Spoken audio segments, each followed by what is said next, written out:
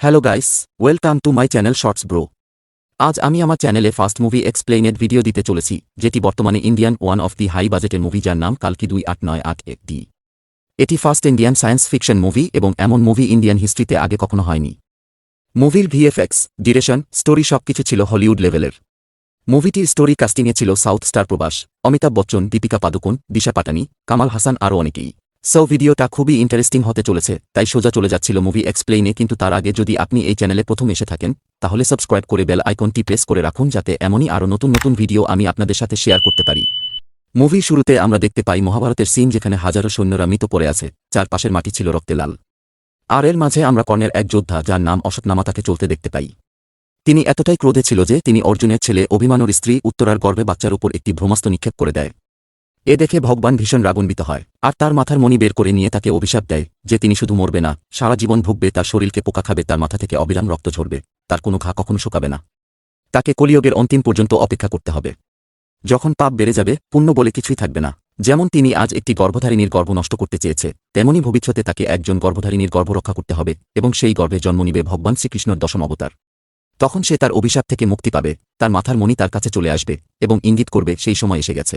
এরপর কাহিনী চলে আসে ৬,০০০ বছর পরে, যেখানে আমরা দেখতে পাই কলিযুগের সময় চলছে, কিন্তু এই যুগে টেকনোলজি খুবই অ্যাডভান্স হয়ে গেছে।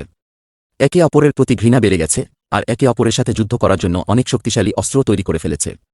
আর শক্তিশালী অস্ত্র দিয়ে তারা একে অপরের সাথে যুদ্ধ করে সারা দুনিয়াটাকেই ধ্বংস করে ফেলেছে। আর দেখা যায় সারা দুনিয়াতে একমাত্র টিকে থাকা একটি শহরই আছে, যার নাম কাশী। এখানে রাজত্ব চলে শুধু সুপ্রিম রুলার ইয়াস্কিনের। সেখানে একটি মেগা স্ট্রাকচার বানানো হয়েছে, যাকে কমপ্লেক্স বলা হয়। কিন্তু সেখানে শুধু ধনী ব্যক্তিরা সকল আরাম আয়েশ পায়, আর গরিবদের সেখান থেকে ধরে এনে বিভিন্ন কষ্টকর কাজে দেওয়া হয়। কমপ্লেক্সের বাহিরের কমান্ডার মানব, যিনি ইয়াস্কিনের পেয়াদা। এখানে আমরা জানতে পারি কাশী শহরের বাহিরে এমন আরেকটি গোপন শহর আছে, যার নাম সাম্বালা।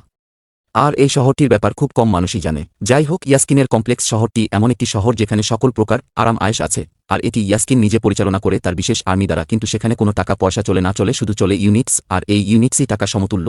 আর এরই জন্য যে ধনী ব্যক্তি কমপ্লেক্সে থাকতে চায়, তাকে 1 মিলিয়ন ইউনিটস দিতে হয়।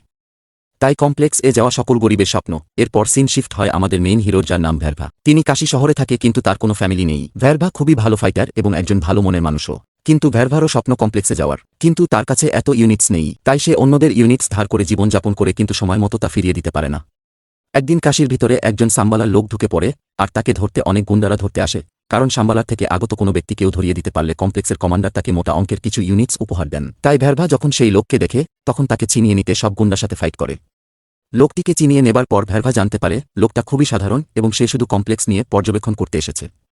কিন্তু ভ্যারভা তাকে তার বাসায় বন্দী করে রাখে, কারণ কমপ্লেক্সে যাওয়া তার স্বপ্ন, আর এই লোককে কমপ্লেক্সের কমান্ডারের কাছে দিলে কমান্ডার তাকে 10,000 ইউনিটস দেবে। কিছুক্ষণ পর আমরা ভ্যারভার গার্লফ্রেন্ড রক্সি দেখতে পাই এবং জানতে পাই ভ্যারভা রক্সির থেকেও অনেক ইউনিটস ধার নিয়েছে, কিন্তু ফেরত করেনি কখনো। এবং আরও জানতে পাই রক্সির কমপ্লেক্সে চাকুরি হয়ে গেছে, আর কাল থেকে সে কমপ্লেক্সে যাবে পরিষ্কারের কাজ করতে। এটা শুনে ভ্যারভা রক্সিকে রিকোয়েস্ট করে তাকে সঙ্গে নিয়ে যেতে, কারণ কমপ্লেক্সে যাওয়া তার স্বপ্ন। পরদিন ভ্যারভা রক্সির সাথে কমপ্লেক্সে চলে যায়, আর সেখানে ব্যবস্থাপনা দেখে পাগলা প্রায় হয়ে যায়, আর সবকিছু ঘুরে ঘুরে দেখতে থাকে। কিন্তু কিছুক্ষণ পর কমপ্লেক্সের সেনারা তাকে ধরে ফেলে, আর কমপ্লেক্স থেকে বের করে দেয়। তখন থেকে ভ্যারভার কমপ্লেক্স যাওয়ার ইচ্ছাশক্তি আরও তীব্র হয়ে ওঠে, আর সিদ্ধান্ত নেয় সে কমপ্লেক্সে যেয়েই ছাড়বে, আর সেখানেই আরাম আয়েশে জীবন কাটাবে। এরপর সিন শিফট হয় কমপ্লেক্সের ভিতরের দৃশ্যে।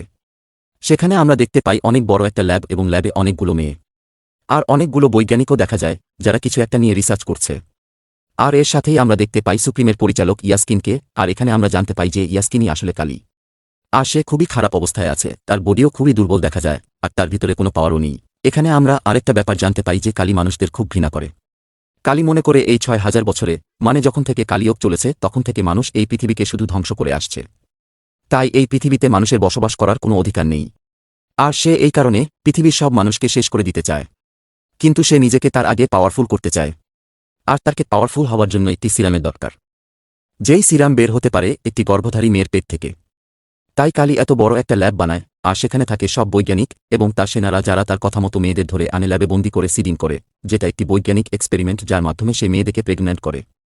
কিন্তু সে এখানে নর্মালভাবে প্রেগন্যান্ট করে না, বরং সে সিডিং করার জন্য একটি স্পেশাল মেথড ব্যবহার করে, এবং সিডিংয়ে স্পেশাল কিছু মিক্সড করে, যার কারণে মেয়েরা প্রেগন্যান্ট হয়। কিন্তু এই সিডিংয়ে সব মেয়েরা প্রেগন্যান্ট হয় না। তাই যে মেয়েরা প্রেগন্যান্ট তাদের খুব সুরক্ষিত রাখা হয়, তাদের সব আরাম আয়েশের ব্যবস্থা করা হয়। আর যে মেয়েরা প্রেগন্যান্ট না হয়, তাদের বন্দি করে ফেলা হয়, আর তাদেরই দিয়ে প্রেগন্যান্ট মেয়েদের সেবা করানো হয়। আর আমরা এখানে এটাও জানতে পাই যে কালীর সে মেয়ে দরকার যে 121 দিন ধরে প্রেগন্যান্ট। কিন্তু দেখা যায় সিডিং করা মেয়েরা 90 বা 3 মাসের বেশি বেঁচে থাকতে পারে না, মরে যায়। কিন্তু তারপর ও কালি লাগাতার সিডিং করে যায় যাতে সে এক না একদিন সে মেয়ে পেয়ে যায় যে 4 মাস যাবৎ প্রেগন্যান্সি সার্ভাইভ করতে পারবে। আর তার সিরাম দিয়েই কালি পাওয়ারফুল হতে পারবে। এখানে আমরা দীপিকাকে সেই মেয়ের লিস্টে দেখি যারা সিডিংয়ের পর প্রেগন্যান্ট হয়নি, আর সে প্রেগন্যান্ট মেয়েদের সেবা করছিল। এখানে জানা যায় দীপিকা যখন অনেক ছোট তার পেরেন্টস তাকে তখন থেকেই কমপ্লেক্সে দিয়ে গেছে। এখানে আমরা এটাও জানতে পাই তার নাম সাম এটি। তিনি আসলে 5 মাস যাবৎ প্রেগন্যান্ট, যেটা আসলে খুব বড় বিষয়। আর সে এই বিষয়টা লুকিয়ে রেখেছে। কিন্তু কয়েকদিন পর এই বিষয়টা কমপ্লেক্সের একটা সেনা জেনে যায় এবং সে এটা কমপ্লেক্সের কমান্ডারকে বলে দেয়। তারপর ল্যাবে তাকে উঠিয়ে নিয়ে যাওয়া হয় আর তার বডিকে একটা বড় মেশিনে দিয়ে দেয় আর তার পেট থেকে সিরাম বের করার চেষ্টা করে। কিন্তু যখনই সিরাম এক ফোঁটা বের হয় তখনই মেশিন অফ বন্ধ হয়ে যায় আর পাওয়ার সাপ্লাই কেটে যায়। আর দেখা যায় এখান থেকে কিছু দূরেই একটি টেম্পেল, আর সেখানে অসৎনামাকে দেখা যায় যে অনেক সময় ধরে মেডিটেশনে ছিল, কিন্তু এখনই আচমকা তার চোখ খুলে যায়। আর সে এই ব্যাপারটা ফিল করতে পারে যে কালকি অবতার জন্ম নিবে, আর ভগবান তাকে এই ব্যাপারে সংকেত দেয় যে সে যেন ভগবান জন্মে কোনো বাধা না আসতে দেয়। আর এই কারণে অসৎনামা বেরিয়ে পড়ে সেই মেয়েকে খুঁজতে যে ভগবানের অবতারকে জন্ম দেবে। আর এ থেকে এটাও বোঝা যায় যে কালকিকে জন্ম অন্য কেউ না, দীপিকাই দেবে। এরপর আমরা আবার কমপ্লেক্সে দেখি যেখানে এক ফোঁটা সিরাম বের হয়ে মেশিন বন্ধ হয়ে গিয়েছিল। সেই মেশিনে স্বামীটির ফ্রেন্ড এসে পড়ে, যে স্বামীটির মতোই একজন সেবিকা ছিল। সে তাকে সেখান থেকে একটি গুপ্ত রাস্তা দিয়ে অনেক নিচ দিয়ে বের করে নিয়ে আসে। আর এখানে জানা যায় মেয়েটি আর কেউ না, সে একজন সাম্বালার অধিবাসী। সে 2 বছর যাবত কমপ্লেক্সের ভিতরে ইনফরমেশন কালেক্ট করছে তা সাম্বালায় পাঠানোর জন্য। তারপর সে বলে এখানে একটি গুপ্ত দরজা আছে যেখান থেকে তারা কমপ্লেক্স থেকে বাইরে বের হতে পারবে। আর সেখানে সে আগে থেকেই তার কিছু সহযোগীকে ডেকে রেখে এনেছে স্বামীটিকে সাম্বালায় নিয়ে যাওয়ার জন্য, আর সেখানে সে সুরক্ষিত থাকবে। স্বামীটি তাকে জিজ্ঞেস করে তুমি এইসব কেন করছো? জবাবে সে বলে আসলে সাম্বালা একটি পবিত্র শহর, সেখানে সবাই বিশ্বাস করে এক মেয়ে ভগবানের অবতারকে জন্ম দেবে যে ভগবান পরে সবার মনকল্যাণ করবে। আর আমার বিশ্বাস সে ভগবানের অবতারকে জন্ম দেবে তুমি, তাই তোমাকে বাঁচানো আমার কর্তব্য। এরপর সে স্বামীটিকে সেখান থেকে চলে যেতে বলে আর বলে সে এখানেই থাকবে যাতে সেনারা আসলে সে বাধা দিতে পারে। স্বামীটি সেখান থেকে বের হয়ে দেখে সেখানে সাম্বালার 3 জন এজেন্ট তাকে নিয়ে যেতে সেখানে গাড়ি এসেছে। তারা তাকে নিয়ে সাম্বালায় যাওয়ার জন্য রওনা করে দেয়। আর এখানে কমপ্লেক্সের কমান্ড জেনে যায় যে স্বামীটি পালিয়ে গেছে, তাই সে তার সেনাদের তাকে ধরে আনতে বলে। আর পুরো শহরে যে স্বামীটিকে ধরে আনবে তাকে 5 মিলিয়ন ইউনিটস দেওয়া হবে। আর এই অফার ভ্যালভা দেখে ফেলে এবং স্বামীটিকে ধরে তার স্বপ্ন পূরণ করতে বের হয়। সিন শিফট হয় সেই গাড়িতে, আর আমরা এখানে স্বামীটির সাথে তাদের কথা বলতে দেখি। যেখানে কায়রা এক মেয়ে স্বামীটি নাম জিজ্ঞেস করে। স্বামীটি নাম বলায় কায়রা বলে এই নামটি ভালো না, তার থেকে বরং তুমি তোমার নাম সুমতি রাখো। আর এখান থেকে স্বামীটি তার নাম সুমতি রেখে ফেলে। কিছুক্ষণ পর দেখা যায় সেনারা তাদের খুঁজে বের করে তাদের উপর আক্রমণ করে সুমতিকে সেখান থেকে নিয়ে যেতে চায়। আর তখনই সেখানে অসৎনামা এসে সবাইকে মেরে সুমতিকে বলে এখন থেকে সেই তার রক্ষা করবে।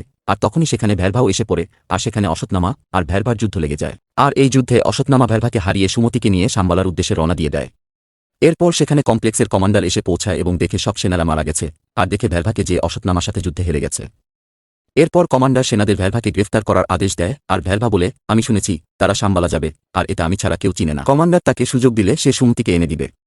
আর কমান্ডারও বলে সুমতিকে এনে দিলে সে ভ্যারভাকে কমপ্লেক্সে এন্ট্রি দেবে। এটা শুনে ভ্যারভা বাড়িতে চলে যায় আর তার বাসায় আটকে রাখা এক সাম্বালার অধিবাসীকে মিথ্যা বলে যে এখন আর কখনো কমপ্লেক্সে তার এন্ট্রি করা সম্ভব না। এটা শুনে সাম্বালার সেই লোক বলে তোমার কমপ্লেক্সে যাওয়ার দরকার নেই, তুমি আমার সাথে সাম্বালায় চলো, সেটাও অনেক সুন্দর আর কমপ্লেক্সের মানুষ অনেক খারাপ। এতে ভ্যারভা রাজি হয় কারণ এটা ছিল তার প্ল্যানের একটি অংশ। পরে ভ্যারভা সেই লোকের সাথে সাম্বালায় পৌঁছে তাকে অজ্ঞান করে সুমতির কাছে অসৎনামার রূপ ধরে সুমতিকে নিয়ে যেতে আসে। আর এ সময় অসৎনামাও সেখানে চলে আসে আর ভ্যারভার সাথে তার আবার ফাইট হয়, কিন্তু এবার ভ্যারভা ভালো টক্কর দেয় কারণ সে প্রিপারে হয়ে এসেছে। ইতিমধ্যে দেখি কমপ্লেক্সের কমান্ডার তার সেনা নিয়ে সাম্বালায় হামলা করেছে, আর সাম্বালাবাসীও তাদের উপর হামলা করে ফেলে। কিন্তু কমান্ডার আর তার সেনারা সাম্বালাবাসীকে খুব খারাপভাবে হারাতে থাকে। আর এখানে দেখা যায় অসৎনামার হতে যে অস্ত্র সেটা তার না, সেটা হলো মহাভারতের কর্ণের। যুদ্ধের এক পর্যায়ে সেই অস্ত্র ভ্যারভার হতে চলে যায়, আর তার হাতে যাওয়ায় সেটা চমকাতে থাকে আর ভ্যারভার পাওয়ারও বেড়ে যায়। আর এখানে জানা যায় আসলে ভ্যারভাই মহাভারতের কর্ণ, আর এখানে সে তার অস্ত্র হাতে পেয়ে কিছুক্ষণের জন্য কর্ণ হয়ে যায় আর কমান্ডার আর তার সেনাদের মেরে ফেলে। কিন্তু যখন সে তারপর সে অস্ত্র ছেড়ে দেয় সে আবার জ্ঞান ফিরে পায় এবং আবার ভ্যারভা হয়ে যায়, যার কমপ্লেক্সে যাওয়ার ইচ্ছা। তাই তিনি সুমতিকে তার ফ্লাইং উঠিয়ে সাম্বালা থেকে বের হতে যায়, আর তখন অসৎনামা তাকে আবার বাধা দেয়, কিন্তু এবার তাকে আটকাতে ব্যর্থ হয়।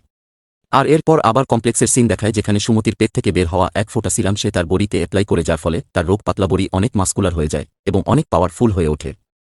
আর সে সিদ্ধান্ত নেয় সুমতিকে তিনি নিজে খুঁজে বের করবে আর তার পেট থেকে সব সিরাম বের করে নিবে যাতে সে আরও বেশি শক্তিশালী হতে পারে। আর এরই মধ্যে এই মুভির প্রথম পর্ব শেষ হয়। মুভিটি কেমন লাগলো সেটা লাইক কমেন্ট করে জানাতে ভুলবেন না কিন্তু। সো আজ এই পর্যন্ত, দেখা হবে নেক্সট ভিডিওতে। Till then by.